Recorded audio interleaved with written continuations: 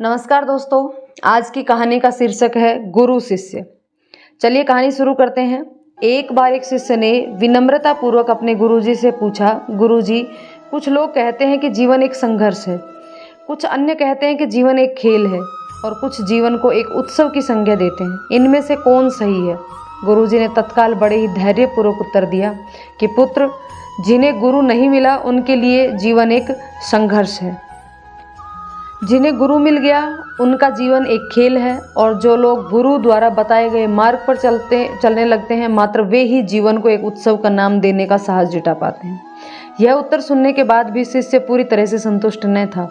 गुरुजी को इसका आभास हो गया। वे कहने लगे, लो तुम्हें इसी संदर्भ में एक कहानी सुनाता हूँ, ध्यान से सुनोगे तो स्वयं ही अपने प्रश्न का उत्तर पा सकोगे। उन्होंने जो कहानी सुनाई वह इस प्रकार थी। एक बार की बात है कि किसी गुरुकुल में 3 शिष्यों ने अपना अध्ययन संपूर्ण करने पर अपने गुरुजी से यह बताने के लिए विनती की कि उन्हें गुरु दक्षिणा में उनसे क्या चाहिए। गुरुजी पहले तो मंद मंद मुस्कुराए और फिर बड़े स्नेहपूर्वक कहने लगे, मुझे तुमसे गुरु दक्षिणा में 1 थैला भर सूखी पत्तियां चाहिए, ला सकोगे? वे तीनों मन ही मन बहुत प्रसन्न हुए, क्योंकि उन्हें लगा कि वे बड़ी आसानी से अपने गुरुजी की इच्छा पूरी कर सकेंगे। सूखी पत्तियां तो जंगल में सर्वत्र बिखरी ही रहती हैं। वे उत्साहपूर्वक एक ही स्वर में बोले, जी गुरुजी, जैसी आपकी आज्ञा। अब वे तीनों शिष्य चलते चलते एक समीपस्थ जंगल में पहुंच चुके थे, लेकिन यह देखकर कि वहां पर तो सूखी पत्तियां केवल 1 मुट्ठी भर भी ही हैं, उनके आश्चर्य का ठिकाना न रहा। वे सोच में पड़ गए कि आखिरकार जंगल में कौन सूखी पत्तियां उठाकर ले गया होगा। इतने में ही उन्हें दूर से आता हुआ कोई किसान दिखाई दिया। वे उसके पास पहुंचकर उनसे विनतीपूर्वक याचना करने लगे कि वह उन्हें केवल 1 थैला भर सूखी पत्तियां दे दे। अब उस किसान ने उनसे क्षमा याचना करते हुए कहा कि उन्हें यह बताया कि वह उनकी मदद नहीं कर सकता, क्योंकि उसने सूखी पत्तियों का ईंधन के रूप में पहले ही उपयोग कर लिया है। अब वे तीनों पास में ही बसे एक गांव की ओर इस आस में बढ़ने लगे कि हो सकता है वहां उस गांव में उसकी कोई सहायता कर सके।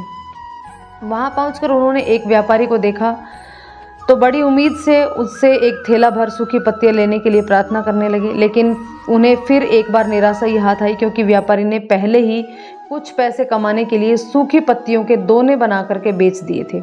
लेकिन उस व्यापारी ने उदारता दिखाते हुए उन्हें एक बूढ़ी माँ का पता बताया जो सूखी पत्तियां एकत्रित किया करती थी, पर भाग्य ने यहाँ पर भी उनका साथ नहीं दिया, क्योंकि वह बूढ़ी माँ तो उन पत्तियों को अलग अलग करके कई प्रकार की औषधियाँ बनाया करती थी। अब निराश होकर वे तीनों खाली हाथ ही गुरुकुल लौट आए। गुरुजी ने उन्हें देखते ही स्नेहपूर्वक पूछा, पुत्रों, ले आए गुरु दक्षिणा? तीनों ने सर झुका लिया।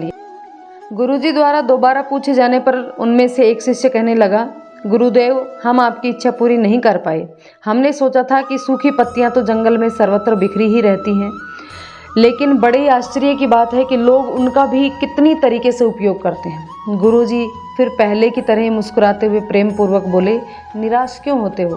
प्रसन्न हो जाओ, और यही ज्ञान की सूखी पत्तियां भी व्यर्थ नहीं हुआ करती, बल्कि उनके अनेक उपयोग हुआ करते हैं। मुझे गुरु दक्षिणा के रूप में दे दो। तीनों शिष्य गुरुजी को प्रणाम करके खुशी खुशी अपने घर की ओर चले गए। वह शिष्य जो गुरु की कहानी एकाग्रचित होकर सुन रहा था, अचानक बड़े उत्साह से बोला, गुरुजी, अब मुझे अच्छी तरह से ज्ञात हो गया कि आप क्या कहना चाहते हैं।